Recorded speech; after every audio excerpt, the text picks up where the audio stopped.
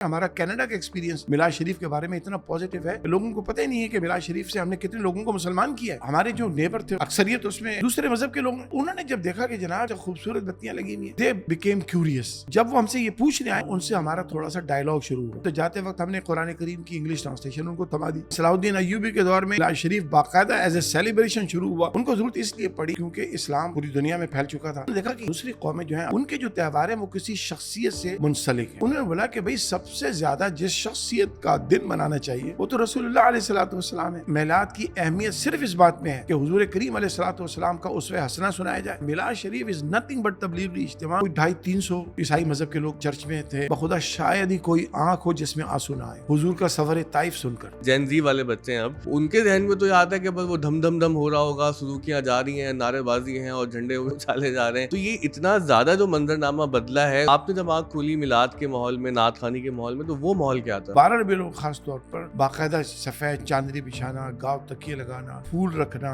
عطر لگانا, بڑا جیسے کہنا چاہیے سوبر, بڑا ریسپیکٹفل, بڑی تہذیب کے ساتھ لوگوں نے آنا. علامہ ابن کثیر لکھتے ہیں حضور کے ذکر کا بھی احترام ویسا ہی ہے جیسے حضور کی موجودگی میں حضور کا احترام. یہ احترام ہم نے دیکھا. اگر ہم منانے والے یہ واضح کر دیں کہ بھائی ہم کوئی دین میں اضافہ کر ہی نہیں رہے, یہ تو رسول اللہ صلی اللہ علیہ وسلم سے محبت کا ہمارا ایک تہذیبی مظہر ہے, تو کیا اس سے ایک بہتری پیدا نہیں ہو سکتی دونوں فریقین کے درمیان؟ السلام علیکم.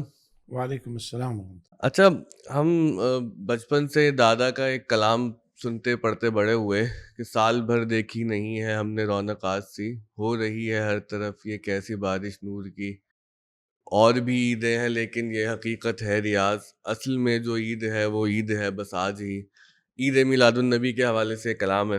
تو ظاہر ہے کہ ہمارا جو ایک تہذیبی منظرنامہ رہا اور جو ہمارا ایک مذہبی کلچر رہا, اس میں تو عید میلاد النبی منانا بہت ہی مطلب نارمل تو نہیں کہوں گا اس کو, بلکہ بہت زیادہ جذبات سے اور بہت پیشن سے ہم مناتے تھے. لیکن جب اب زندگی میں آگے بڑھے اور پھر لوگوں کے خیالات اور افکار دیکھنا شروع کیے, تو ہمیں بتایا گیا کہ بھئی یہ تو ایک بدعت ہے, یہ تو ایک ایسی عید ہے جس کا اسلام سے تو کوئی تعلق نہیں ہے, یا آپ لوگوں نے ایجاد کی ہے, اور پھر اس سے آگے بڑھ کر یہ کہ اس کو اصل قرار دے دیا باقی عیدوں کا.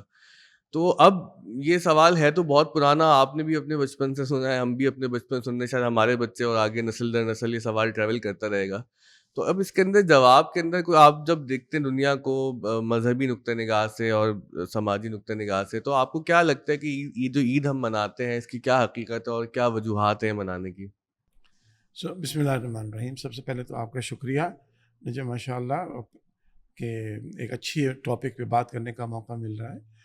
دیکھیے, ایک تو اس کا بہت لمبا جواب بھی ہو سکتا ہے, لیکن میں مختصر جواب یہ دیتا ہوں کہ یہ عید اس طرح کی عید نہیں ہے جیسے عید الفطر ہے, عید الاضحیٰ ہے.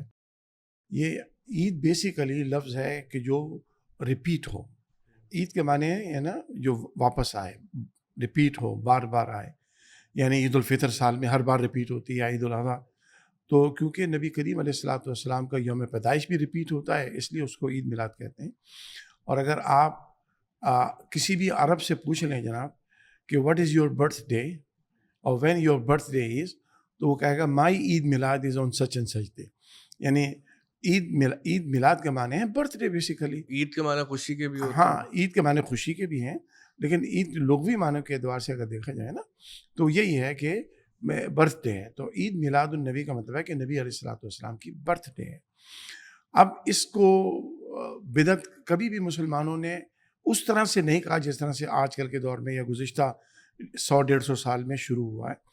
امام ابن تیمیہ جیسا عالم جو بڑا سلفی اور سخت مزاج عالم ہے, ان کی فتاوی ابن تیمیہ پڑھ لیجئے, اس کے جلد نمبر 5 میں ابن تیمیہ نے, اب ابن تیمیہ آج سے تقریباً سمجھیے 800-850 سال پہلے کی بات, وہ یہ لکھتے ہیں کہ یہ یقیناً ایک نیا کام ہے, لیکن یہ نیا کام کیونکہ رسول کریم علیہ الصلوۃ والسلام کی محبت میں ہوتا ہے, اس لیے اس میں امید ہے کہ اللہ تبارک و تعالیٰ اس کو قبول فرمائیں گے اور اس کا اجر عطا فرمائیں گے. تو لیکن یہ یقیناً نبی علیہ الصلوۃ والسلام نے 12 ربیع الاول کا اپنا عید میلاد النبی نہیں بنایا, یہ تو فیکٹ ہے نا, اس کو تو کوئی ڈینائی کر ہی نہیں سکتا.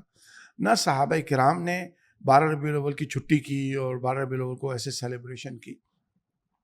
سوال یہ پیدا ہوتا ہے کہ یہ کب شروع ہوا نا, اس کی پوری ہسٹری میں جائیں تو یہ حضرت صلاح الدین ایوبی رحمۃ اللہ علیہ جنہوں نے بیت المقدس کو فتح کیا اور جن کو ساری دنیا کا مسلمان, کسی بھی مکتبہ فکر کا مسلمان ہو وہ ان کو اپنا ہیرو مانتا ہے.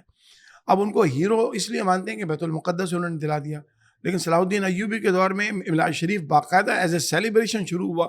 انہوں نے کہا جناب یہ نہیں مانتے، اور یہ ان کے دور میں نہیں ہوا، یہ ابھی شروع ہوا ہے 150 پونے 200 سال میں. تو ان کو شروع کرنے کی ضرورت کیوں پڑی اس کو دیکھیں آپ. ان کو ضرورت اس لیے پڑی کہ کیونکہ اسلام بہت پوری دنیا میں پھیل چکا تھا، اور ایک عیسائی دنیا کے اندر بھی لوگ آئے، مسلمان رہنے لگے، عیسائی مذہب کے لوگ ان کے ساتھ تھے، یہودی مذہب کے لوگ تھے، دوسرے قبائلی ٹرائبس ریلیجن تھے. تو انہوں نے دیکھا کہ دوسری قومیں جو ہیں اپنے اپنے تہوار کرتی ہیں. عید الفطر، عید الاضحیٰ ہمارے اپنی جگہ ہے، لیکن ان کے جو تہوار ہیں وہ کسی شخصیت سے منسلک ہیں. جیسے کرسمس ہو گیا، ایسٹر ہو گیا، ہانکا ہو گیا، یعنی اس قسم کی چیزیں ہو گئیں. تو انہوں نے بولا کہ بھئی سب سے زیادہ جس شخصیت کا دن منانا چاہیے وہ تو رسول اللہ علیہ والسلام ہے. اچھا پھر بادشاہوں کے دن شروع ہو گئے. تو اس وقت آپ کو یہ بھی معلوم ہے کہ صلاح الدین ایوبی سے بہت پہلے اذانوں کے اندر بادشاہوں کے نام شامل کر دیے گئے تھے، وہ تو روکا گیا ان کو بعد میں. تو ان کا دیکھا لوگ بادشاہوں کی تعریف کر رہے ہیں، ان کے قصیدے پڑھ رہے ہیں. تو رسول اللہ علیہ والسلام تو انہوں نے باقاعدہ ان کے زمانے میں مصر کے اندر سب سے پہلے یہ فاطمی مصر کے اندر یہ چیز شروع ہوئی، اور پھر انہوں نے اس کو سیلیبریشن کیا. اس کو اگر اس طرح سے کہا جائے کہ یہ بدعت ہے، کہ یہ خدا نہ خواستہ کوئی دین میں تحریف کر رہا ہے، دین میں تبدیلی آ رہی ہے، دین کے اندر کوئی ایسا ہے. کیونکہ اگر آپ بدعت کی ڈیفینیشن پہ جائیں تو وہ آج کل جو مولویوں نے ڈیفینیشن کی ہے بدعت کی، یہ وہ ڈیفینیشن نہیں ہے جو رسول اللہ علیہ والسلام نے کی. نبی کریم علیہ والسلام نے فرمایا من احدث فی امرنا فہو رد. جس نے اس دین میں، اس امر میں، اس معاملے یعنی دین کے معاملات میں، شریعت میں کوئی نئی چیز، نیا کانسیپٹ، حدث بولتے ہیں، حادثہ جسے اردو میں بھی بولتے ہیں. حادثہ کوئی پلان نہیں ہوتا ہے، حادثہ اچانک رونما ہوتا ہے جس کا وجود پہلے سے نہ ہو. اور وہ ایک ایسی چیز ہوتی ہے جس کا پہلے سے خیال بھی نہیں ہوتا، نہ سوچا ہوا ہوتا ہے، اچانک حادثہ اسی ہوا. اگر حادثہ پلان کیا جائے تو وہ حادثہ نہیں ہوتا ہے، پھر وہ کانسپریسی ہو جاتی ہے. تو من احدث فی امرنا، تو کوئی حدث. اسی طرح سے کل محدثۃ بدعہ وکل بدعۃ ضلالہ، یہ ڈیفینیشن تو آقا علیہ السلام نے دی ہے نا. اب محدثہ وہ ہوتا ہے جس کا کوئی کانسیپٹ نہ ہو اور ایک نئی چیز وجود میں آئے جس کا نقصان ہو. حادثے کا نقصان ہوتا ہے، چوٹ لگتی ہے، گاڑی ٹوٹتی ہے، بلڈنگیں گر جاتی ہیں، اس کو حادثہ بولتے ہیں. تو اب یہ عید میلاد النبی میں ہوتا کیا ہے؟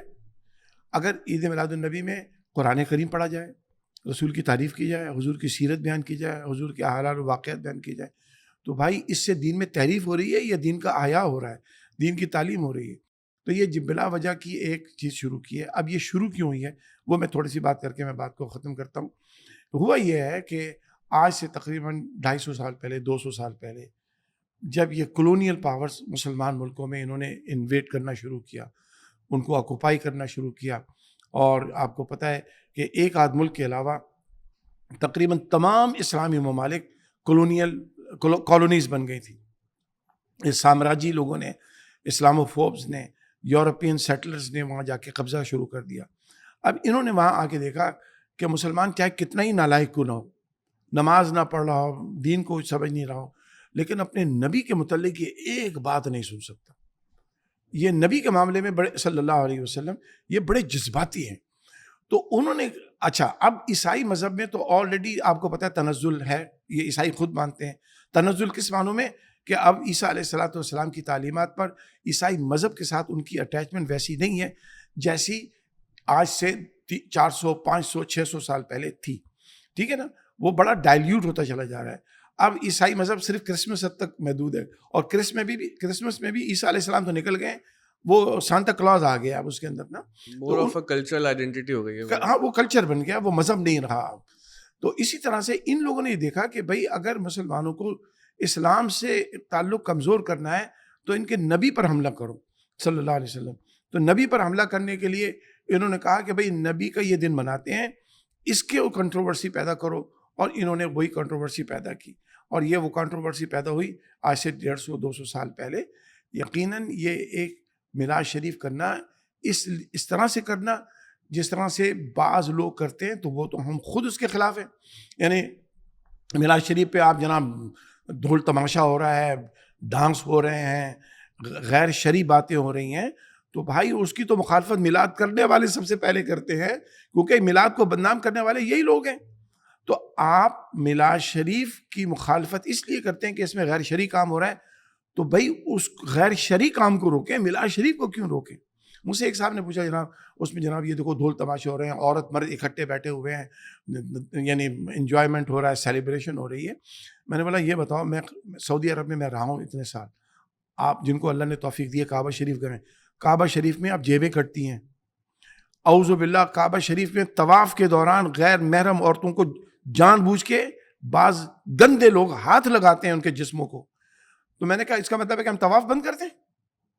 ایک گندا کام اگر بیت اللہ کے سامنے ہو رہا ہے تو اس کا مطلب یہ تھوڑی کہ بیت اللہ کو ہم بند کر دیں اٹھا کے، اس کام کو روکے نا. تو اگر میلاد شریف کے نام پر کوئی غیر شرعی کام ہو رہا ہے تو غیر شرعی کام کی مخالفت تو سب کریں، ہم بھی کرتے ہیں اور ہم سب سے زیادہ کرتے ہیں. لیکن میلاد شریف تو سیرت النبی صلی اللہ علیہ وسلم کا پروگرام ہے، حضور کی آمد پر خوشی کا اظہار ہے، لوگوں کو حضور سے متعارف کرانے کا نام ہے. اگر آپ مجھ سے اور سوال کریں گے تو میں آپ کو بتاؤں گا کہ ہمارا کینیڈا کا ایکسپیرینس میلاد شریف کے بارے میں اتنا پازیٹیو ہے کہ لوگوں کو پتہ ہی نہیں ہے کہ میلاد شریف سے ہم نے کتنے لوگوں کو مسلمان کیا ہے. اچھا، وہ اس طرف ابھی ہم آئیں گے کہ جو میلاد کی مینیفیسٹیشن ہے، پریزنٹیشن ہے، کیونکہ اس میں میں چاہوں گا پہلے ہم یہاں کی جو کراچی کی یادیں ہیں میلاد کی، ماضی کا میلاد کیسے ہوتا تھا، وہاں سے چل کے وہ پھر کینیڈا تک جائیں گے. اس میں ایک سوال میرے ذہن میں یہ ہے کہ اچھا ایک تو وہ صورت ہے کہ جہاں لوگ مخالفت کرتے ہیں، وہ تو ٹھیک ہے، آپ نے اپنا نقطہ نگاہ واضح کیا، لیکن جیسے ہم لوگ منانے والے ہیں تو کیا یہ بہتر نہیں ہے کہ ہم یہ اعلان کریں اور اس کو مزید واضح کریں، کیونکہ واضح کیا جاتا ہے کہ جو میلاد النبی منانے کا عمل ہے یہ ایک تہذیبی عمل ہے، اس پر کوئی دین کا عنوان نہ لگائیں. جیسے اب ہوتا ہے نا کہ اب کوئی نہیں مناتا تو اس کے حوالے سے بھی ایک بہت سخت گیر رویہ. تو اگر ہم یہ بدعت کی ڈیفینیشن سامنے رکھیں تو وہ تو یہ ہے نا کہ دین میں کوئی اضافہ کریں گے تو وہ بدعت کا قانون لاگو ہوگا. تو اگر ہم منانے والے یہ واضح کر دیں کہ بھائی ہم کوئی دین میں اضافہ کر ہی نہیں رہے، یہ تو رسول اللہ صلی اللہ علیہ وسلم سے محبت کا ہمارا ایک تہذیبی مظہر ہے، تو کیا اس سے کوئی بہتری پیدا نہیں ہو سکتی دونوں فریقین کے درمیان؟ نہیں یہ تو ہمیشہ ہم نے کہا ہے، میرے والد صاحب نے بھی یہاں پہ بھی یہ کہا ہے کہ دیکھیے نبی کریم علیہ الصلوۃ والسلام کا میلاد شریف تو ہم پورے سال کرتے ہیں. 12 ربیع الاول کو کرنا نہ فرض ہے، نہ واجب ہے، نہ یہ کوئی ایسی چیز ہے کہ جس کو قرآن نے کہا ہوگا کرو، اللہ نے کہا ہو، اللہ کے نبی نے کہا ہو. لیکن ہم اس لیے کرتے ہیں کہ دنیا کے اندر ایک جیسے ہم نے نا کلچر ہے، تہذیب ہے، ایک دنیا کا ایک سوسائٹی کا ایک نارم بن چکا ہے کہ جس دن جس موقع پر کوئی پرٹیکولر ایونٹ ہوتا ہے اس ایونٹ کو لوگوں سے متعارف کرانے کے لیے، اس کی اہمیت بتانے کے لیے، اس کے بارے میں آگاہی پیدا کرنے کے لیے اس دن وہ آرگنائز کرتے ہیں. کوئی ایونٹ ہوتا ہے، کوئی سیلیبریشن ہوتی ہے، کیونکہ اب دنیا کا، سوسائٹی کا، پوری دنیا کا، مسلمان دنیا کا نہیں، ایک مزاج، ایک سوسائٹی، ایک کلچر بن گیا ہے کہ اس دن کی اہمیت بتانا مقصود ہوتی ہے. تو یعنی 12 ربیع الاول کو کرنا نہ کو فرض ہے، اور کبھی کسی نے نہیں کہا کہ یہ فرض ہے واجب ہے، جو نہیں کرتا ہے وہ گناہ گار ہے. بھائی نہیں کرتے، آپ نے، آپ کی مرضی ہے. یہ تو آپ کا نبی کریم علیہ الصلوۃ والسلام کے ساتھ کیسا تعلق ہے وہ اس کے اوپر ڈیپینڈ کرتا ہے. تو 12 ربیع الاول کو میلاد شریف کرنا ایک نہ صرف میرے نزدیک اس لحاظ سے ضروری ہے کہ آج اگر کسی شخصیت سے دنیا کو متعارف کرانے کی سب سے زیادہ ضرورت ہے وہ رسول اللہ علیہ الصلوۃ والسلام ہے. اور دیکھیں تہذیب بہت بڑی طاقت ہوتی ہے، اور جو بچوں کی کنڈیشننگ ہوتی ہے نا اس ماحول کے اندر، وہ اتنا زیادہ پاورفل ہوتا ہے کہ وہ آپ کوئی ان کو ٹیکسٹ کے ذریعے کوئی مطلب بول کے تو نہیں سکھا سکتے، تو وہ پورا ایک آئیڈیا ایک عمل میں آ جاتا ہے، تو بچے اس کے پروردہ ہوتے ہیں. اچھا اب یہیں سے ہم وہاں چلتے ہیں نا کہ آپ نے جب آنکھ کھولی یہاں پر مارٹن روڈ میں بغدادی مسجد میں محافل کیسے ہوا کرتی تھی، کیونکہ اب میں دیکھتا ہوں کچھ لوگ جو آپ کی عمر کے ہمیں ملتے ہیں نا، وہ یاد کرتے ہیں کہ یار جب ہم نے محفل دیکھی تو چاندنی بچھائی جاتی تھی اور اگربتی لگائی، خوشبو ہے، ایک پاکیزگی کا ماحول، مطلب میلاد کا لفظ سن کے پاکیزگی کا ایک سیرین فیلنگ آتی تھی، پیسفل فیلنگ آتی تھی کہ لوگ بیٹھ کے درود شریف پڑھ رہے ہیں، قرآن خوانی ہو رہی ہے، میلاد ہو رہا ہے، صلاۃ و سلام ہو رہا ہے. لیکن اب جو ہماری نئی نسل ہے وہ جب میلاد کا میرے خیال سے دیکھتی ہے، اور جو بچے مجھ سے بات کرتے ہیں جو جین زی والے بچے ہیں، اب ان کے ذہن میں تو یہ آتا ہے کہ بس وہ دھم دھم دھم ہو رہا ہوگا، سلوکیاں جا رہی ہیں، نعرے بازی ہیں اور جھنڈے اچھالے جا رہے ہیں. تو یہ اتنا زیادہ جو منظرنامہ بدلا ہے اس نے ہمارے پوری قوم کی نفسیات پہ بڑا ایک منفی اثر مرتب کیا ہے. تو ہم آپ سے سننا چاہتے ہیں کہ آپ نے جب آنکھ کھولی میلاد کے ماحول میں، نعت خوانی کے ماحول میں، تو وہ ماحول کیا تھا؟ ہاں یہ بڑا اہم سوال ہے، اور یہی آج کل لوگوں کو سمجھنا چاہیے کہ دیکھیں جب ہم بچپن سے الحمدللہ ہم نے تو علماء کے درمیان آنکھ کھولی ہے، انہی کے درمیان ہماری پرورش ہوئی ہے. یعنی جب میلاد شریف ہوتا نا، چاہے وہ 12 ربیع الاول کو ہو یا سال کے کسی، ہمارے یہاں تو ہر مہینے ہوتا تھا میلاد شریف، تو 12 ربیع الاول خاص طور پر باقاعدہ سفید چاندنی بچھانا، گاؤ تکیے لگانا، پھول رکھنا، کیوڑا جو ہے نا وہ ان کے کیا بولتے ہیں چھڑکنے والی جو ہاں، تھی ان کے اندر خوشبو کے رکھنا، لیے. خوشبو کے لیے عطر لگانا، اور بڑا یعنی بڑا جیسے کہنا چاہیے سوبر، بڑا رسپیکٹفل، بڑی تہذیب کے ساتھ لوگوں نے آنا. آج کل تو ہم لوگ اتنے بدتمیز ہو گئے ہیں نا کہ بھئی ہمیں یہی نہیں مانا کہ ہم رسول کریم علیہ الصلوۃ والسلام کے ذکر کی محفل میں آ رہے ہیں. تو اب ہمارے ہاں وہ یہ چیز ایک کلچر اس معنوں میں بن گیا ہے کہ جیسے دنیا کے اور پروگرام ہوتے ہیں یہ بھی ایک پروگرام. میلاد شریف کا اتنا تقدس ہوتا تھا کہ میلاد شریف میں جب لوگ بیٹھ جاتے تھے تو اس میں کسی کی آواز تک نہیں آتی تھی. اسی لیے علامہ ابن کثیر رحمۃ اللہ علیہ نے یہ فرمایا ہے کہ جس طرح سے صحابہ کرام رسول اللہ علیہ الصلوۃ والسلام کی موجودگی میں ان کا ادب کرتے تھے، یعنی بالکل خاموشی سے حضور کا ذکر سنتے تھے، مؤدب ہو کے حضور کا ذکر سنتے تھے. علامہ ابن کثیر لکھتے ہیں کہ یہ حضور کے ذکر کا بھی احترام ویسا ہی ہے جیسے حضور کی موجودگی میں حضور کا احترام تھا. تو یہ احترام ہم نے دیکھا الحمدللہ. علماء کرام تقریر کرتے تھے، مجال تھا کہ کوئی اس میں کوئی تقریر شور مچا دے، کوئی ادھر ادھر دیکھ لے، ایسے خوشی یعنی بالکل خاموشی کے ساتھ سننا. تو اصل میں ادب ہماری تہذیب سے نکلتا جا رہا ہے. اب ہمارے یہاں وہی مغربی تہذیب کا انفلوئنس اتنا بڑھ گیا ہے کہ ہمارے یہاں فرینکنیس آ گئی ہے. ابا کو بھی اب نام لے کے پکارنے لگے ہیں، بہت جگہ فیشن آ گیا ہے نا ہمارے یہاں، ابا کو بھی اب وہ نام لیتے ہیں جناب. تو جب وہ ابا کا بھی ادب نہیں سیکھا، بڑوں کا بھی ادب نہیں سیکھا، تو رسول اللہ کو تو دیکھا ہی نہیں ہے انہوں نے صلی اللہ علیہ وسلم. تو پھر وہ حضور کا ادب وہ کیسے کریں گے؟ آج اگر وہ اپنے ماں باپ کا بھی ادب کریں اور بڑوں کا ادب بھی سکھایا جائے اور پھر ان کو بتایا جائے کہ رسول اللہ علیہ الصلوۃ والسلام وہ ہیں جو کائنات میں سب سے زیادہ ادب جن کے سامنے ہے، جن کے سامنے آواز کو ریز کرنا اللہ نے فرما دیا تھا سارے اعمال تمہارے ضائع کے تمہیں پتہ بھی نہیں رہے گا. تو وہ ادب ہمارے یہاں سے بدقسمتی سے نکل گیا ہے. اس لیے اب میلاد کی محفلوں میں روحانیت نہیں ہے، فیشن ہے. اب وہاں پر دکھاوا ہے، بڑے بڑے اسٹیج لگا کے بڑے بڑے پیروں کی تصویریں لوگ لگا دیتے ہیں، ہے نا. بھائی تم پیر کا پروجیکشن کیوں کر رہے ہو؟ رسول اللہ کی بات کرو بھائی. ہیں آپ نے اپنے مولوی صاحب کی پروجیکشن کیوں؟ رسول اللہ علیہ السلام کی بات کریں. تو ہمارے زمانے میں آج کل بھی ہم زمانہ تو سبھی وہی ہے، لیکن ہمارے بچپن کے دور میں کبھی بھی ہم نے یہ نہیں دیکھا کہ اسٹیج کے اوپر پیر صاحب کی تصویر لگی ہو یا مولوی صاحب کی تصویر لگی ہو، یعنی فلانے زندہ ہیں، فلانے پیر، یہ وہ نہیں. صرف رسول اللہ علیہ الصلوۃ والسلام کے روضہ مبارک کی تصویر ہے، کعبہ شریف کی تصویر ہے نا. اس قسم کی باتیں ہوتی تھیں. لیکن اب چونکہ میلاد ایک فیشن بن گیا ہے، اس فیشن کو ہمیں روکنا ہے. ہمیں میلاد کی اہمیت صرف اس بات میں ہے کہ حضور کریم علیہ الصلوۃ والسلام کا اسوہ حسنہ سنایا جائے، لوگوں کو دین کی طرف رغبت دی جائے. تبلیغی اجتماع ہے میلاد شریف، از نتھنگ بٹ تبلیغی اجتماع، جس کا عنوان میلاد اس لیے رکھ دیا جاتا ہے تاکہ لوگوں کو پتہ چلے کہ یہ کس قسم کا تبلیغی اجتماع ہے. اس میں حضور کی باتیں ہوں گی، اس میں حضور کی سیرت بیان ہوگی، اس میں حضور کی آمد کا تذکرہ ہوگا، اس میں حضور کے ساتھ صحابہ کے تعلقات، اہل بیت عظام کے تعلقات، بزرگان دین کے تعلقات کیسے رہے وہ بتایا جائے گا. بس اور کیا ہے. اچھا، پھر جو چراغاں ہوتا ہے میلاد النبی کے موقع پر، تو میں نے جب آنکھ کھولی تو ہمیں تو خوشی ہوتی تھی، اور خاص طور پہ ہم 11 ربیع الاول کی رات جب 12ویں شب لگتی تھی تو بڑی خوشی سے جاتے تھے، دیکھتے تھے. سیوک سینٹر سجتا تھا اور کوئی لیاقت آباد کے کچھ علاقوں کو سجتے ہوئے دیکھا. لیکن پھر ہم نے دیکھا کہ اس کے اندر خرابی بھی پیدا ہونا شروع ہوئی کہ وہ پھر وہاں پر میں نے خود دیکھا اپنے آنکھوں سے، وہ خانہ کعبہ کا ماڈل بنا دیا. وہ بچہ بیچارے معصوم لوگ ہی کہوں گا، نا سمجھ نادان سے وہ طواف بھی شروع ہو گیا. تو یہ جو ایک سیلیبریشن ہے مجھے تو بہت اچھا لگتا ہے چراغاں ہونا، کیونکہ ہم کراچی میں رہتے ہیں، یہاں لوڈ شیڈنگ اور پانی نہیں ہے، 10 قسم کے عذاب ہوتے ہیں. تو ربیع الاول شریف میں ہوتا ہے کہ وہ چراغاں دیکھ کے خوشی محسوس ہوتی ہے، طبیعت میں بھی فرحت محسوس ہوتی ہے. لیکن اب وہ اس کے ساتھ ساتھ جو بگاڑ اب چونکہ کلچرل ایلیمنٹس میں بہت تیزی سے پیدا ہو جاتا ہے، روک ٹوک نہیں ہوتی. تو یہ آپ نے اپنے بچپن سے پھر جب آپ سعودی عرب گئے اس وقت تک کی کیا صورتحال تھی؟ اسی طرح سے کراچی سجایا جاتا تھا، خوشی کا ماحول ہوتا تھا؟ کراچی جو ہے نا ایک طرح سے دلہن ہوتا تھا یہ الحمدللہ. اور ہمارے یہاں بھائی ہمارے بچپن میں تو لوڈ شیڈنگ کبھی کبھار ہوتی تھی، اب تو ایک معمول بن چکا ہے. اور عید میلاد النبی کے اوپر جتنی بھی بڑی گورنمنٹ بلڈنگز ہیں، یہاں کے پی ٹی کی بلڈنگ ایسی خوبصورت سجتی تھی، پی ڈی سی کیا بولتے، پی ڈی سی بولتے کیا بولتے، پی I D C, P I D C, ہاں. وہ بلڈنگ بڑی خوبصورت سجتی تھی.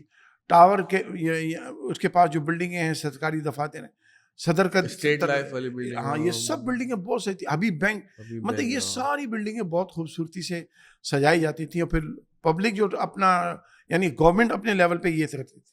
اچھا دیکھیے وہ چراغا اس لیے ہوتا ہے, اب لوگ کہتے ہیں جناب چراغا کرنے کی کیا ضرورت ہے, کسی بیوہ کی شادی کرا دو. بالکل اس عورت کا زیادہ حق ہے, کسی یتیم کی پرورش کرنا, یہ بہت ضروری چیزیں ہیں.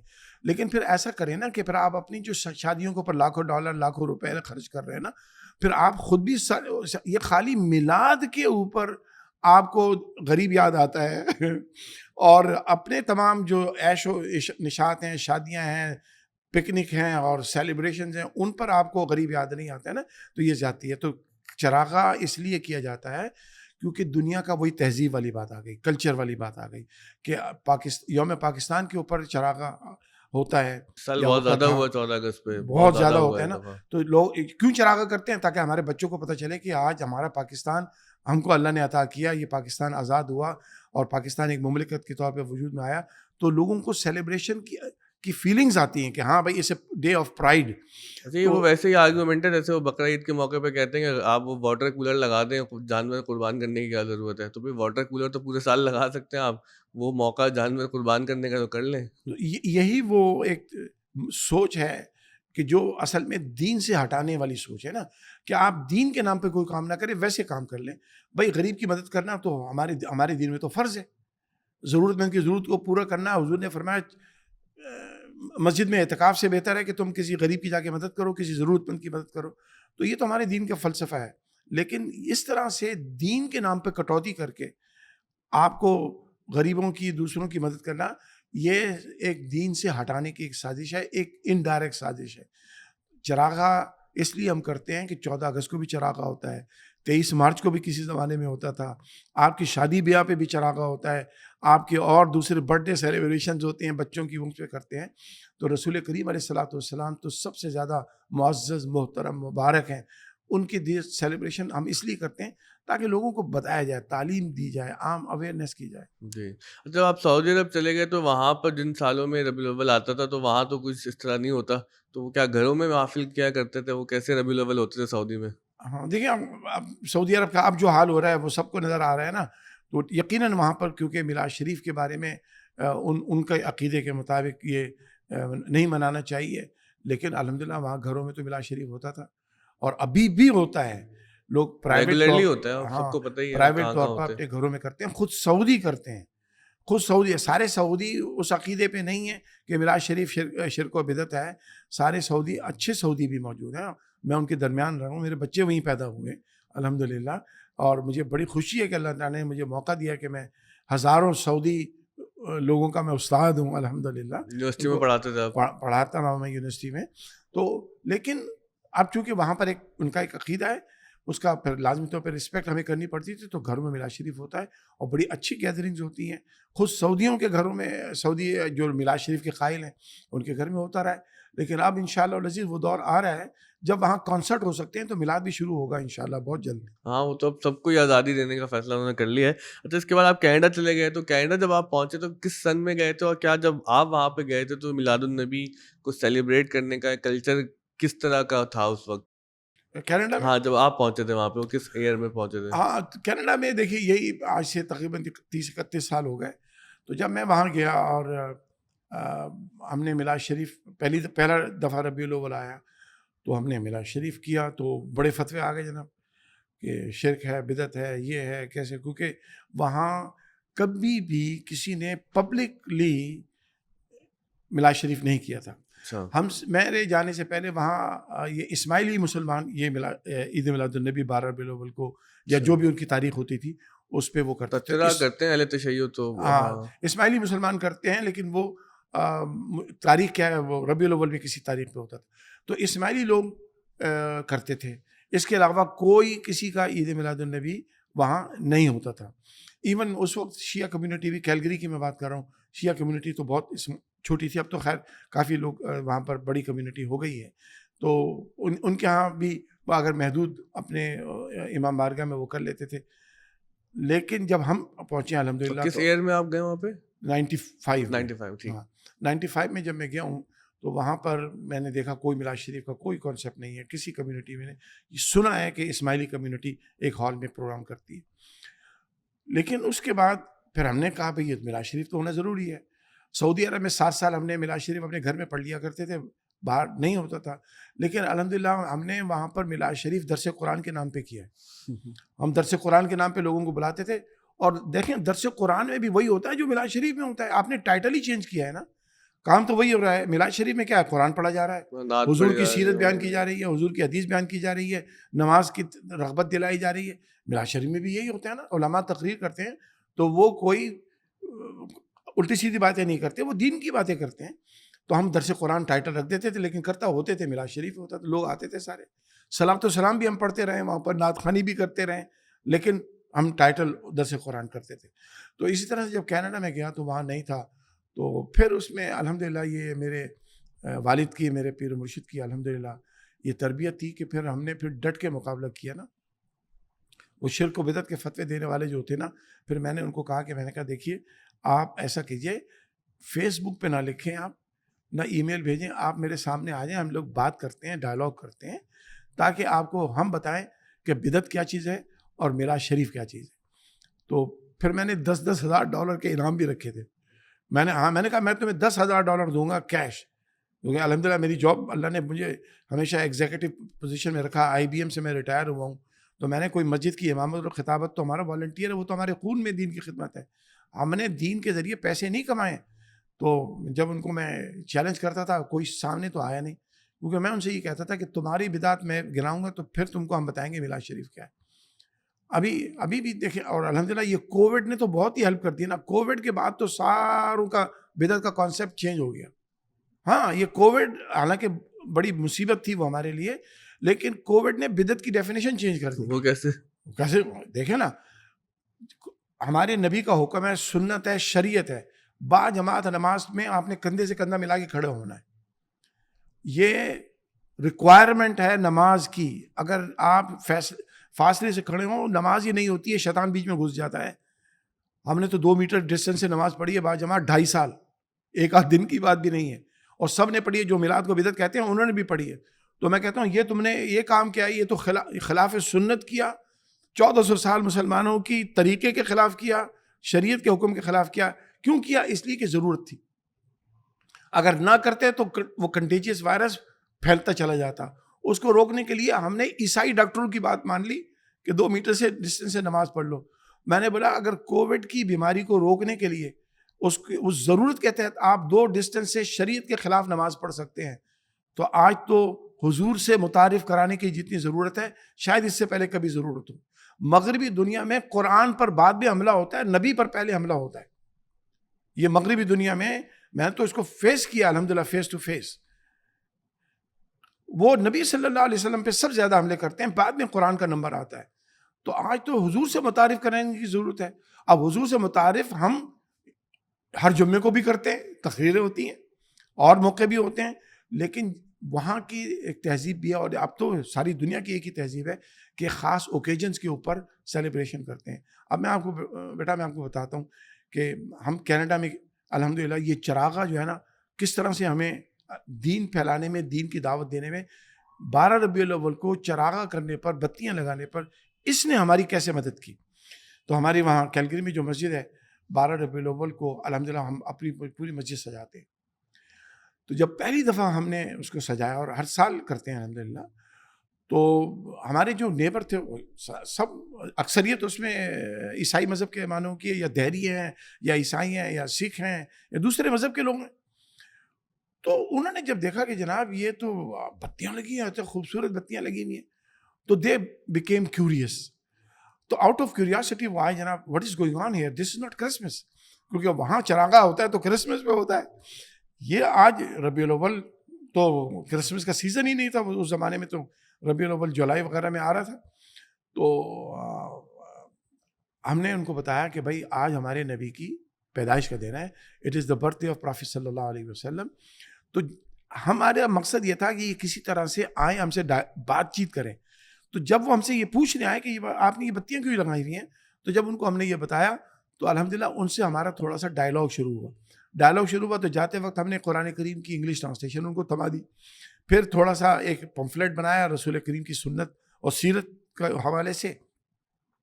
الحمدللہ اس کے صدقے میں اس چراغا کی کیوریاسٹی کی وجہ سے وہ جب آئے ان سے بات چیت ہوئی، اللہ تبارک و تعالیٰ نے کچھ کو اسلام کی دعوت عطا فرمائی، اور جن کو جو مسلمان نہیں ہوئے کم از کم مسلمانوں کی دشمنی ان کے دلوں سے نکل گئی.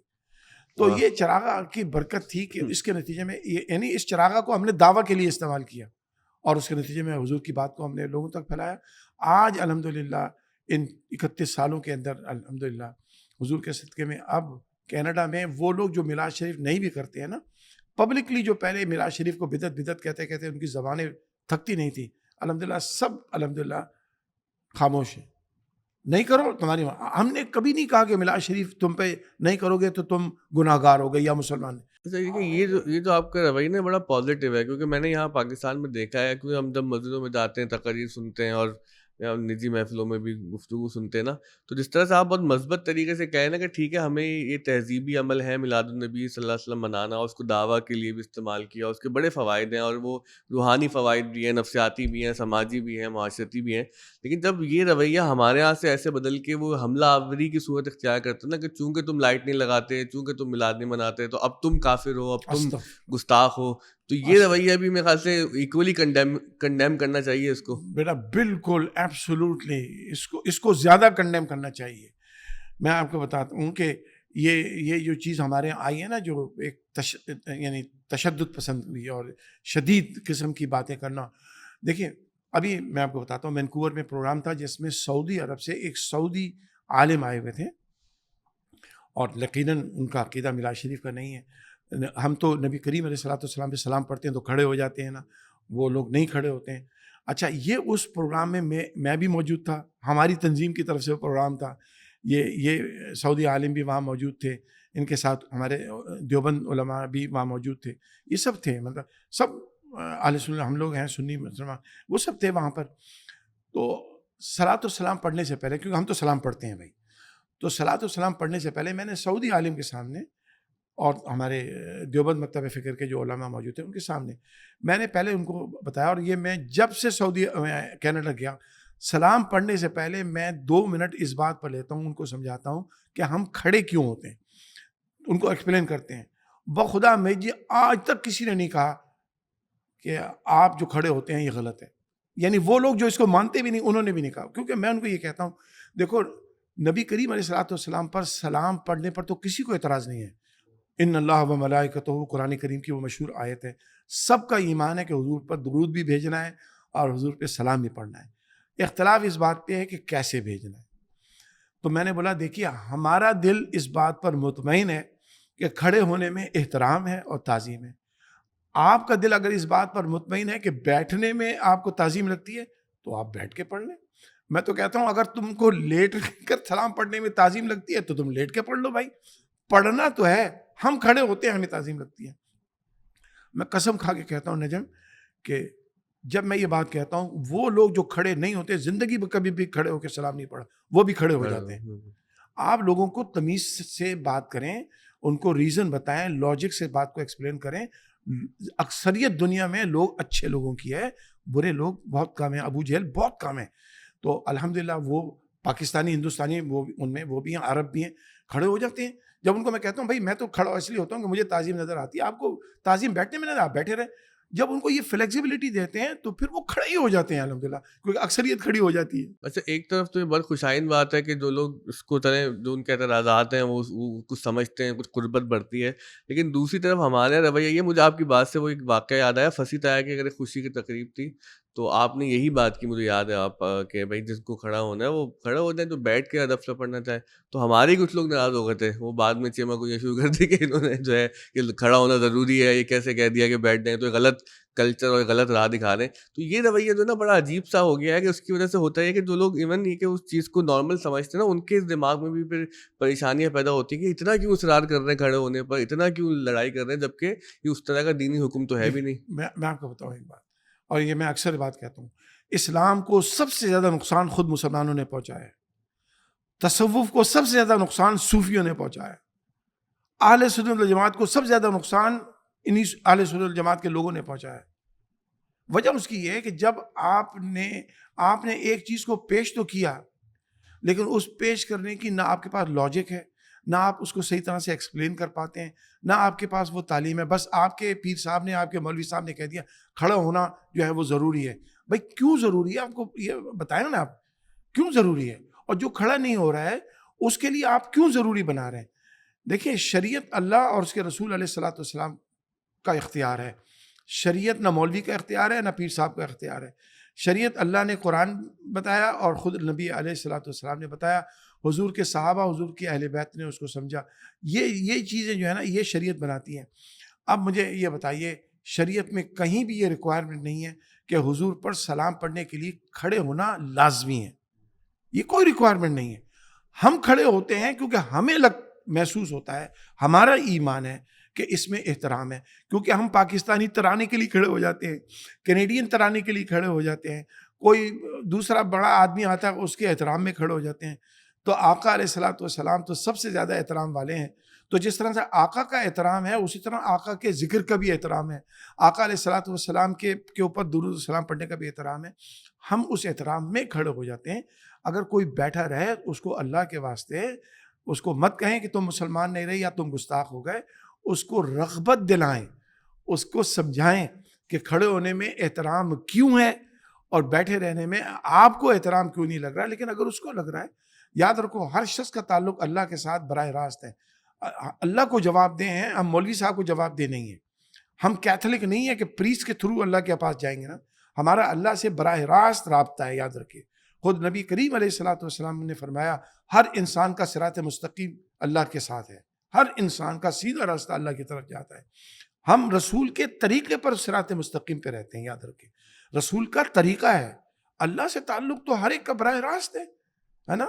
وَإِذَا سَأَلَكَ عِبَادِي عَنِّي فَإِنِّي قَرِيبٌ. اللہ ہمارے قریب ہے. ہم نبی کے طریقے پہ مانگتے ہیں، نبی کے وسیلے سے مانگتے ہیں. تو یہ کہنا کہ تم کھڑے نہیں ہوئے، تم گستاخ ہو گئے، اس سے اہل سنت جماعت کو نقصان پہنچا ہے. اس تشدد پسندی سے، اس شدت پسندی سے ہم نے اپنے ہی مسلک کو، اپنے ہی عقیدے کو، اپنے ہی معاملات کو ہم نے کمزور بنایا ہے. میں الحمدللہ، میں یہ بڑے کوئی فخر کی بات نہیں ہے، اس رب کا احسان ہے، نبی پاک کی لانے پاک کا صدقہ ہے، ہمارے مرشد کی تربیت ہے.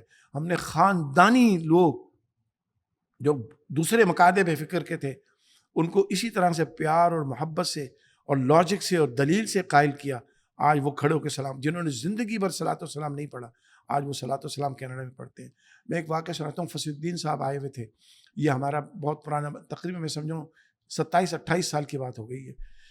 تو ڈاؤن ٹاؤن ٹورانٹو میں بہت ایکسپینسو ایک ہال ہے، اس کو بولتے ہیں CNE centre, queen Elizabeth theatre کے نام سے. تو وہاں پر پروگرام ہو رہا تھا اور فصیح الدین صاحب نے نعت پڑھی. مختصر یہ کہ صلاۃ و سلام جب پڑھا، ہم نے کھڑے ہو کے پڑھا، تو اچھا ہال بہت بڑا تھا، آڈیٹوریم اسٹائل تھا. پیچھے کی لائٹیں بند تھیں اسٹیج کے. وہاں تو ایسے ہی ہے نا کہ اسٹیج پہ لائٹ ہوتی ہے، پیچھے تھوڑا سا ہلکی لائٹ ہوتی ہے، ڈم لائٹ ہوتی ہے. تو صلاۃ و سلام پہ نا ایک عورت کے چیخنے کی زور سے آواز آئی، بہت زور سے. میں ڈر گیا. میں نے کہا شاید یہ بیچاری کوئی عورت گر گئی ہے، اس کو چوٹ لگی. اتنی زور سے آواز آئی کہ پورا ہال گونج گیا. بہرحال مختصر صلاۃ و سلام جب ختم ہوا تو ہم نے دیکھا ایک عورت روتی ہوئی اوپر کی سیٹوں سے نیچے اسٹیج کی طرف آ رہی. تو میں سمجھا یہی وہ عورت ہے جو شاید گری ہے، چوٹ لگی. وہ اسٹیج پہ سیدھے آ گئی اور روتی رہی. روتے ہوئے اس نے سب کے سامنے، فصیح الدین صاحب بھی تھے، میں تو وہاں میری تقریر تھی، تو سب کے سامنے کہتی ہے سہروردی صاحب. اور میں نے ان کو یہی بتایا کہ جو کھڑے ہو کے پڑھنا چاہے وہ کھڑے ہو کے پڑھے، جو بیٹھ کے پڑھنا چاہے بڑے بیٹھ کے پڑھے. ہم کو رسول پاک کی تعظیم ہے، اس لیے ہم کھڑے ہوتے. کہنے لگی مجھے کینیڈا آئے ہوئے 18-19 سال ہو گئے. جب سے ہم پاکستان میں کھڑے ہو کے صلاۃ و سلام پڑھتے تھے، لیکن جب میں کینیڈا آئی مجھے یہ بتایا گیا یہ کھڑے ہو کے سلام پڑھنا جو ہے بدعت اور شرک ہے. تو میں نے 18 سال اپنے نبی پر سلام نہیں پڑھا. آج آپ نے سمجھایا ہے تو میں رو رہی ہوں کہ میں نے 18 سال زندگی کے ضائع کیے. یہ اس عورت کے الفاظ ہیں. اللہ، کیونکہ مجھے کنفیوز کر دیا گیا تھا کہ کھڑے ہو کے سلام پڑھنا شرک و بدعت ہے، تو میں نے 18 سال اپنے نبی پہ سلام نہیں پڑھا ہے. آج آپ نے جس طرح سے سمجھایا ہے، آج میں نے کھڑے ہو کے سلام پڑھا ہے تو میں رو رہی ہوں کہ میں نے 18 سال اپنے نبی پہ صلاۃ و سلام کھڑے ہو کے نہیں پڑھا. تو لوگوں کو سمجھاؤ، لاجک سے سمجھاؤ، دھونس سے، دھاندلی سے، کفر اور شرک کے فتووں سے، گستاخی نبی کے فتووں سے آپ سمجھائیں گے، ریئیکشن ہوگا، وہ قریب آنے کے بجائے اور دور ہو جائیں گے۔ اچھا، ایک چیز جو آپ نے کہی میلاد النبی صلی اللہ علیہ وسلم کے ذریعے رسول اللہ صلی اللہ علیہ وسلم کا تعارف پہنچانا. اب جیسے مسلمانوں میں جب ہم تعارف پہنچاتے ہیں تو اس کی الگ اپروچ ہوتی ہے، کیونکہ اب سب کو پتہ ہوتا ہے کہ بھائی اب ہم ایک لاجک پہ، ایک تھیری پر، ایک دین پر ایمان رکھتے ہیں تو ایسے بات کرنی ہے. تو جب یہ پیغام آپ غیر مسلموں کے سامنے رکھتے ہیں تو اس کا کیا طریقہ کار بہتر ہوتا ہے، اور پھر اس کے ذریعے جو لوگ مسلمان ہوئے تو آپ کو کیا لگتا ہے کہ وہ کیا وجوہات تھی مسلمان ہونے کی؟ دیکھیے، سب سے اہم ترین وجہ مسلمان ہونے کی ہے کہ آپ رسول کریم علیہ الصلوۃ والسلام کا وہ کردار پیش کرتے ہیں لوگوں کو جو رحمت للعالمین والا کردار ہے. میں نے شاید پچھلے پوڈ کاسٹ میں بھی شاید اس کا ذکر کیا ہو کہ 9/11 2001 میں جب نیو یارک میں ٹیررزم ہوا تو میں ایک چرچ میں زندگی میں پہلی دفعہ عیسائیوں کی عبادت میں شامل ہوا، کیونکہ ان کی سنڈے ورشپ تھی، اس میں گیا. لیکن عیسائیوں کی عبادت میں شامل ہونے کا مطلب یہ نہیں کہ میں نے کوئی ان کی طرح سے عبادت شروع کر دی تھی. میں بیٹھ کے سنتا رہا. جب تقریر کا وقت آیا تو عیسائی پادری نے تقریر کرنے کی بجائے مجھ سے تقریر کرائی. یہ مطلب تھا. ان کے باقی جو ان کے طریقہ کار ہے وہ انہوں نے کیے. تقریر جب میں نے کی تو میں نے حضور کریم علیہ الصلوۃ والسلام کا سفر طائف سنایا. میں نے ان کو یہ بتایا کہ رحمت للعالمین ہمارے آقا، ہی از اے mercy of Allah, he is a mercy of God. وہ خالی مرسی ہمارے لیے نہیں ہے، وہ تمہارے لیے بھی مرسی ہے. اور پھر میں نے ان کو بتایا کہ تم میں اور ہم میں صرف ایک فرق ہے، باقی کوئی فرق نہیں ہے. وہ یعنی عیسائی تھے سارے، ان کی زندگی میں پہلی دفعہ انہوں نے کسی مسلمان سے یعنی سنڈے ورشپ کے اندر وہ تقریر سن رہے تھے. میں نے کہا تم میں اور ہمیں ایک ہی فرق ہے. ہمارے قرآن نے یہ کہا ہے کان الناس امۃ واحدہ، اللہ نے تمام انسانیت کو ایک امت واحد پیدا کیا ہے. اور پھر اس کو جو تقسیم کیا ہے وہ تعارف ہے نا، وہ اس لیے کیا ہے کہ تاکہ ایک پہچان ہو جائے، معرفت ہو جائے. میں نے کہا آپ میں ہمیں فرق یہ ہے کہ رسول اللہ علیہ الصلوۃ والسلام آپ کے بھی نبی ہیں اور میرے بھی نبی ہیں. وہ ساری کائنات کے رسول ہیں، وہ رحمت للعالمین تمہارے لیے بھی ہیں، میرے لیے بھی ہیں. تم میں اور میرے میں فرق یہ ہے کہ میں نے ان کو اللہ کا رسول مان لیا ہے، تم نے ابھی مانا نہیں ہے. بس اتنا سا فرق ہے. جس دن تم مان لو گے تم بھی ہماری طرح سے ہو جاؤ گے. ہاں، بس اتنا سا فرق ہے.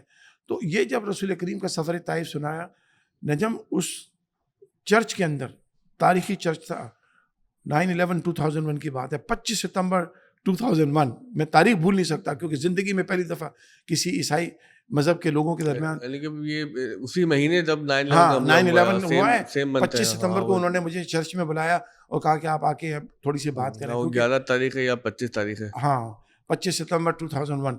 تو اس میں جب میں نے اس میں تقریباً کوئی 250-300 عیسائی مذہب کے لوگ چرچ میں تھے اس سنڈے ورشپ میں.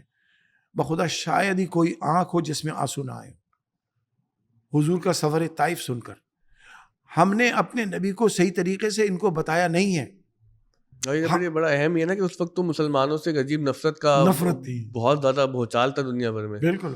میں بتاؤں کینیڈا میں مسجدیں لوگوں نے بند کر دی، کیلگری میں تمام مسجدیں بند کر دی. اس زمانے میں ہماری مسجدیں نہیں تھیں. اس زمانے میں اب تو مسجدیں ہماری تو 2010-6 سے شروع ہوئی ہیں تو، لیکن مسجدیں بند کر دی. لوگ خائف تھے.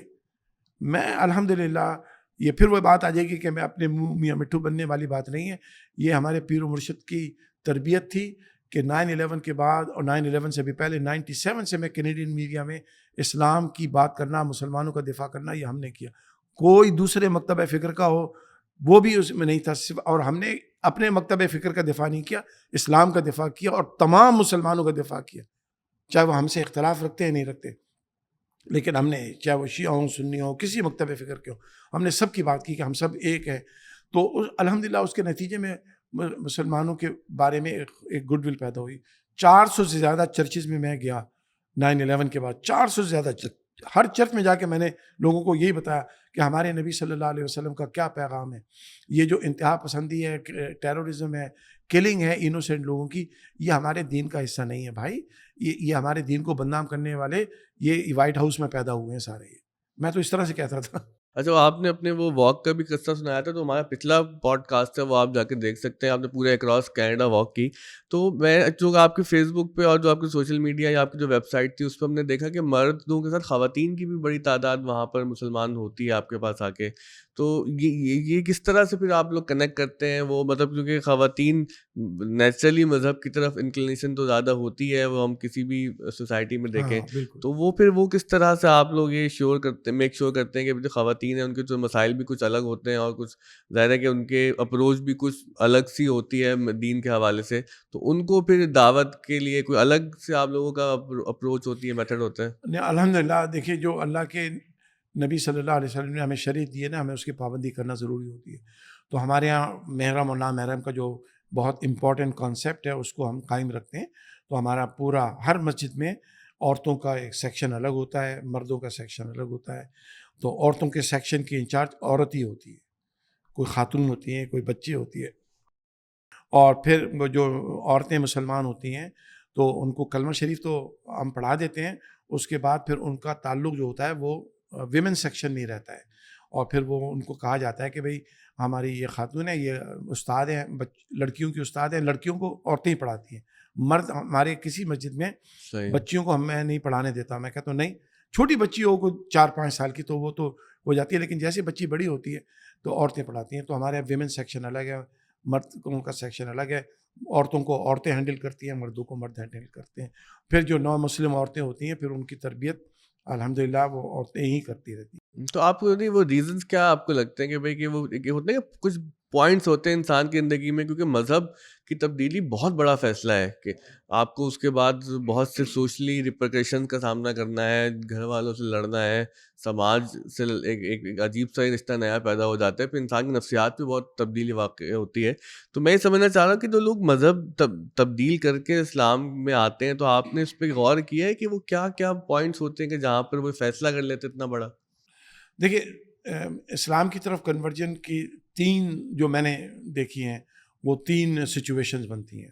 ایک شادی بنتی ہے جو سب سے زیادہ کامن ہے کہ بھئی آپ لڑکی دوسرے مذہب کی ہے، لڑکا مسلمان ہے، یا لڑکا دوسرے مذہب کا ہے، لڑکی مسلمان ہے. تو وہ ایک دوسرے کے ساتھ کنڈیشن لگا لیتے ہیں کہ بھئی ہمارے مسلمان ہو گئے تو شادی مسلمان ہونا ہوگی. ضروری ہے. تو شادی ایک بہت بڑا ریزن بنتا ہے کنورجن کا. دوسرا ریزن بنتا ہے کہ آپ نے مطالعہ کیا، آپ نے پڑھا، آپ کو نظر آیا تو آپ نے اس میں کیوریاسٹی ہوئی، آپ نے قرآن کریم پڑھنا شروع کیا، اسلام کا پڑھنا شروع کیا، تو آپ ایک علمی آپ کے اندر ایک ریوائول ہوئی، سمجھ آئی اور آپ نے اسلام قبول کر لیا. یہ ایک دوسرا ریزن ہے. تیسرا ریزن جو ہے نا وہ بڑا زبردست ریزن ہے، وہ ہے اسلام سے نفرت. یہ اسلام سے نفرت بعض لوگوں کے لیے اللہ کی رحمت بن جاتی ہے، وہ ریئیکشن میں مسلمان ہو جاتے ہیں کہ یار یعنی 9/11 کے بعد بہت سارے لوگ مسلمان ہوئے تھے جبکہ مسلمانوں کے خلاف نفرت عروج پہ تھی. کیونکہ وہ جو بعض لوگ ہوتے ہیں بڑے کیوریس ہوتے ہیں، وہ کہتے ہیں یار یہ مسلمانوں کو اتنا لتاڑا لگایا جا رہا ہے، اتنا ان کو کوسا جا رہا ہے، ان سے اتنی نفرت پیدا کی جا رہی ہے، وائی؟ تو لیٹ می اسٹڈی، رائٹ. اور پھر وہ مسلمانوں کو دیکھتے ہیں کہ یار ان سے بلا وجہ نفرت ہو رہی ہے، یہ تو اچھے لوگ ہیں، ان کی یہ ہسٹری ہے، یہ انہوں نے کام کیا ہے. تو پھر وہ ریئیکشن میں وہ کہتے ہیں نہیں پھر ہم نے بھی ان کے ساتھ ہی آنا ہے. تو یہ 3 صورتحال ہے. شادی سب سے بڑا ہے، دوسرا علمی معاملات ہوتے ہیں، تیسرا ریئیکشن ہوتا ہے کہ پھر وہ جناب تم اگر وائٹ سپریمیسسٹ ہو ہیں تو اگر مسلمانوں کے اندر بھی کچھ ایسے تشدد پسند لوگ آ گئے ہیں تو اس کا مطلب یہ نہیں ہے کہ اسلام بھی ایسا ہی ہے، تو اسلام تو بڑا اچھا ہے. تو وہ اس ریئیکشن میں اسلام کا مطالعہ کرتے ہیں نا، تو پھر اس کے نتیجے میں ان کو آگاہی ہو جاتی ہے، پھر وہ مسلمان ہو جاتے ہیں. تو یہ نفرت بھی بعض لوگوں کے لیے اچھی چیز نہیں ہے، میں جسٹیفائی نہیں کر رہا ہوں، اچھی چیز نہیں ہے، لیکن بعض دروازہ کھولتی ہے ان کے لیے، تو وہ پھر اللہ تعالیٰ ان کو وہاں تک پہنچاتا ہے. اچھا آخری سوال میرا یہ کہ دیکھیں جب ہم مسلمانوں کے حوالے سے دیکھتے ہیں نا کہ بھئی کہ امت واحدہ ہیں، اللہ تعالیٰ نے اللہ پہ یقین رکھتے ہیں، رسول اللہ صلی اللہ علیہ وسلم ہمارے نبی ہیں، ایک دین ہے، لیکن جب ہم اندر سے اپنی صورتحال دیکھتے ہیں تو ایسا لگتا نہیں ہے، کیونکہ ہم امت کی بات تو ضرور کرتے ہیں لیکن جتنی زیادہ نفرتیں آپس میں مسلمانوں نے بڑھا لی ہیں، اور ایک تو وہ چلیں کہ مین جو اسٹریم فرقے ہیں ان کے درمیان نفرتیں. پھر آپ فرقوں کے اندر چلے جائیں تو وہاں پہ اب نئی نئی دکانیں کھل گئی ہیں اور نئے نئے پلاٹس بک رہے ہیں وہاں پہ. تو اگر اندر سے انٹرنلی ہم خود اپنے آپ کو اتنا کمزور کر چکے ہیں تو اس میں ہم یہاں پاکستان جیسے جو تھرڈ ورلڈ ممالک ہے نا کہ یہاں پہ تو قانون کی بھی حکمرانی نہیں ہے. آپ کے یہاں مغرب میں تو فائدہ یہ ہے کہ قانون کی حکمرانی تو ہے, اخلاق کی کوئی تو وہاں پر تھیری ہے, وہ ہم اس کو اخلاق سمجھے نہ سمجھے. یہاں تو صرف یہ ہے کہ اللہ کے ڈر سے ہی سوسائٹی تھوڑی بہت چل جاتی ہے جتنی بھی چل رہی ہے. تو جس طرح سے ہم اندر سے ٹوٹ پھوٹ کا اور انتشار کا شکار ہیں, تو یہ ہمارے جو بڑے علماء ہیں, جو ہمارے سرپرست ہیں اس امت کے, ان کو لگتا نہیں ہے کہ ہم کتنا نقصان پہنچا رہے ہیں کہ وہاں مت جاؤ, اس کی کتاب مت پڑھو, وہاں نماز پڑھنے چلے گئے تو تمہارا ایمان زائل ہو گیا, وہ بات سن لی تو نکاح ٹوٹ گیا. نکاح اتنے ٹوٹتے ہیں یہاں پہ. تو یہ سب تماشا دیکھ کے جو ہمارے جو بچے نا وہ دین سے بہت بیزار ہو رہے ہیں. اور افسوس یہ ہے کہ علماء جو ہے نا یہ سوال سننے کے لیے بھی زیادہ تیار نہیں. اللہ ماشاء اللہ کچھ لوگوں نے بڑا اچھا کام شروع کر دیا ہے. تو ان کو اگر آپ سمجھائیں کہ یہ جو آپ اندر سے ہمیں نقصان پہنچا رہے ہیں, تو آپ تو نئے نئے مسلمان باہر مغرب میں کرتے رہیں گے, یہاں سے لوگ جو ہے وہ دین سے باہر ہوتے رہیں گے. بیٹا یہ تو ایک پورا پوڈ کاسٹ اس پہ ہونا اس پہ چاہیے. اگلا ہم ایک پوڈ کاسٹ الگ سے کرتے ہیں. کیونکہ یہ آخری بہت اہم ہے اور آئی ایم ویری پیشنیٹ اس کے بارے میں, اور میں اس پہ الحمدللہ بہت ووکل انداز سے میں بات کرتا ہوں. میں نے جیسے شروع میں ایک بات کہی تھی نا, اسلام کو زیادہ نقصان مسلمانوں نے پہنچایا, تصوف کو سب سے زیادہ نقصان صوفی نے پہنچایا, اہل سنت والجماعت کو سب سے زیادہ نقصان انہی نے پہنچایا جو اپنے آپ کو کٹر سنی ٹن سنی کہتے ہیں نا. ان لوگوں نے بیڑا غرق کر دیا سنیوں کا. دیکھیے اب تو تقسیم ہمارے یہاں یہ, پہلے تو ہوتا تھا نا کہ ہمارے یہاں ایک بڑے فرقے تھے, شیعہ تھے, سنی تھے, دیوبندی, سلفی, بریلوی, اس طرح سے. اب تو یعنی فرقوں کے اندر فرقے بنتے چلے جا رہے ہیں. خود سنی عقیدے کے لوگ جو ہیں وہ تقسیم ہو چکے ہیں اور ایک دوسرے کو کافر اور مشرک یعنی اتنے بڑے بڑے فتوے دینا شروع کر دیے. تو یہ جو بدقسمتی سے چیز پیدا ہوئی ہے, یہ میں کہتا ہوں اکثر یہ جب سے یہ 22 سال کے مفتیوں کی ماس پروڈکشن شروع ہوئی ہے نا, یہ گزشتہ 25-30 سالوں کے اندر یہ جو جتنے ماس پروڈکشن ہوئی ہے مفتیوں کی ہے نا, اور ان مفتیوں کے 20-25 سال کے یہ نئے بیچارے, اب میں کیا لفظ استعمال کروں, ان لوگوں نے چونکہ اپنے they are young people, blood young ہے, اب وہ اپنے آپ جذبہ بھی ہے ان میں, تو انہوں نے اس چیز کو آگے بڑھایا. لیکن یہ بات ان سے شروع نہیں ہوئی ہے, یہ ہم سے بہت پہلے شروع ہوئی ہے کہ جناب, میں نام نہیں لیتا ہوں کہ جناب یہ تو گستاخ فرقے کا آدمی آ گیا, مسجد آیا, مسجد کو دھو. اب یہ چیزیں کم ہوتی چلی جا رہی ہیں, لیکن سوشل میڈیا میں اس نے ایک دوسرا اختیار کر لیا ہے. اب آپ ایک ہی عقیدے کے ہیں لیکن آپ سے ذرا سا ڈفرینس آف اوپینین آیا, ذرا سا, کوئی ایسی بڑی بات بھی نہیں, چھوٹا سا ڈفرینس آف اوپینین, آپ کھٹ سے سوشل میڈیا میں آ کے آپ نے دوسرے کو وہ گالیاں نکالنا شروع کر دی, وہ لتاڑا لگانا شروع کر دیا, وہ کوسنا شروع کر دیا, کہ اس کے نتیجے میں ہوا یہ کہ وہ دشمنی بڑھتی چلی گئی. اسی لیے اللہ کی کتاب کو اگر ہم نے مضبوطی سے پکڑ لیں تو یہ سارے فرقے خود بخود ختم ہو جائیں. اللہ نے قرآن میں اس فرقہ واریت کی سورس بتائی ہے کہ دین میں فرقہ واریت انہوں نے پیدا کی جنہیں دین کا علم دیا گیا. یہ دارالعلوموں سے پڑھ کے 20-25 سال کے نئے مفتی بنتے ہیں, اور انہوں نے پڑھ لیا, لازمی طور پر پڑھ لیا. اب انہوں نے جو پڑھ لیا اس کے بیس پہ انہوں نے کہا کہ میرے پاس اب پوری اتھارٹی ہے کہ میں جس کو کہوں گا وہی مسلمان ہے, وہی صحیح عقیدہ والا ہے, میں جس کو کہوں گا وہ نہیں ہے. تو یہ جو امپاورمنٹ ان کو ہوئی نا, امپاورمنٹ, انٹائٹلمنٹ ہے, یہ تو انٹائٹلمنٹ ہو گئی, ان کو feeling they are empowered to do these things.